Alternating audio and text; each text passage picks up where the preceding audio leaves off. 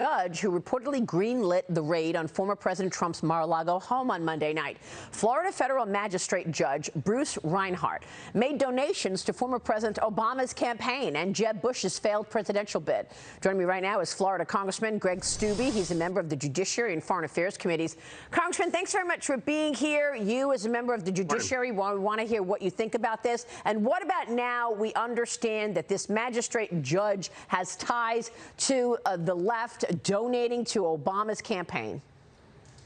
Well, not surprising at all. Welcome to Joe Biden's totalitarian police state, where it's war on conservatives, and they're using Democrats in the justice system, deep state Democrats in the administration, the FBI and the DOJ, and there's no check on their activities in the House or the Senate because that's all run by Democrats too. We have requested through the Judiciary Committee for hearings. We're going to be in Washington on Friday for hearings to have Christopher Wray and have Merrick Garland come in and explain to the Judiciary Committee why this was necessary to raid a former president's home. And he's not just a former president, but the #1 contender to take on Joe Biden in 2 years in 2024. They're attacking their political enemies. And I just read an article right before I came on that they have to use less intrusive means. So if they didn't subpoena these documents, and they just raided his home without subpoenaing these documents, this raid may have been illegal.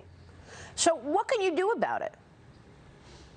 Well, the Trump lawyer teams and legal teams will go after the FBI and the DOJ, but that's not going to be, you know how the justice system works. It's going to take time for that to ferret itself out. And if the Democrats, which they won't, allow us to hear answers from Merrick Garland and the FBI, it'll be until we take the majority back and until we get the gavels in January. But rest assured, the American people should rest assured that when Republicans do take the gavels, there's going to be accountability on the Justice Department. There's going to be accountability on the FBI. Yeah. We're going to bring these individuals in and depose them and ask them very difficult questions under oath. All right, so you are going to investigate this then, should you get the majority in the House. You will investigate this next year.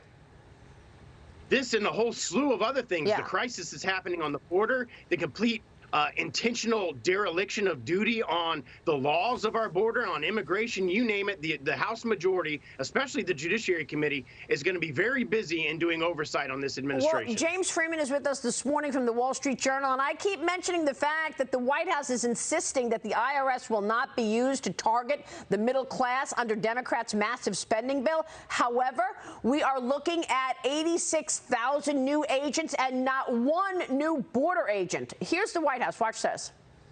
Do you think it's going to be popular when the 87,000 new employees hired by the IRS go around and start auditing people to pay for the Inflation Reduction Act? So it's very clear. The IRS commissioner was very clear on this. He said that on the record that this will only apply to those earning over $400,000. So what is this, Congressman? They're going to say we won't audit anybody who makes less than $400,000. I mean, that's not even fair, by the way. If you're cheating and you're not paying your taxes and you make $100,000, you should be investigated. So how could they just say that they're not going to investigate anybody over $400,000 when they don't even know who's cheating and who isn't? We also have recent analysis from the House Republicans showing that the middle class actually will be bearing the brunt of the IRS expansion, finding Americans earning less than $75,000 a year are estimated to receive 60% of the additional tax audits. Yeah, she's being dishonest to the American people like the White House does consistently. That's absolutely not accurate. It'll go after middle-income earners. It'll go after the majority of Americans, not just those that are making over $400,000. That's an outright lie. And we'd have more IRS agents than Border Patrol agents on the border when we have a crisis at our southern border. It's a complete mismanagement of the funds of the United States and just shows what the Democrats want to do. They want to take all of your money, tax us, and go after your spending and your earning to pay for all of these woke progressive agenda items. Well, they sure are afraid of Donald Trump because they won't stop going after him. James Freeman, jump in here. Oh, thanks, Congressman. I wanted to get back to that issue. You were saying you think this, call it a raid or a investigation on Monday, might actually be illegal because they should have used means short of sending the 30 agents in. I think for a lot of people, this is kind of puzzling, to say the least.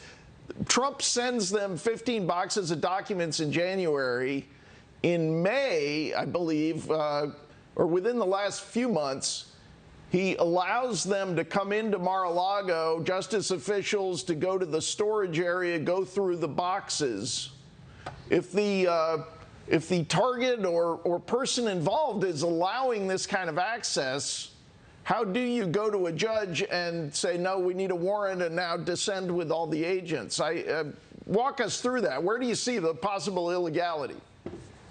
Yeah, that's the exact point. There was a federal prosecutor that was interviewed that said you have to use least obtrusive means. So if you're communicating with the person that you want the documents from and they're cooperating with you, which you just highlighted Trump was cooperating with them, all you have to do is ask for the documents. If they don't give you the documents, then subpoena the documents. You don't jump to raiding somebody's home with 30 FBI agents. That's just a normal case with a normal person. And then layer on top of that, this is the president of the United States, the most likely #1 contender taking on Joe Biden, and you have a politicized and weaponized DOJ raiding his home for documents that could have been obtained in less obtrusive means. I think it meets goes against that test, and I think you're going to see legal action against the DOJ because of it. Well, Lara Trump is here this morning. Lara, did the president, your father-in-law, tell you that he's even more interested now in running to fix wrongs? So, I mean, what did he say about himself running? Well, I think he's seen the decline in this country over the past 19 months. He's been very frustrated by that.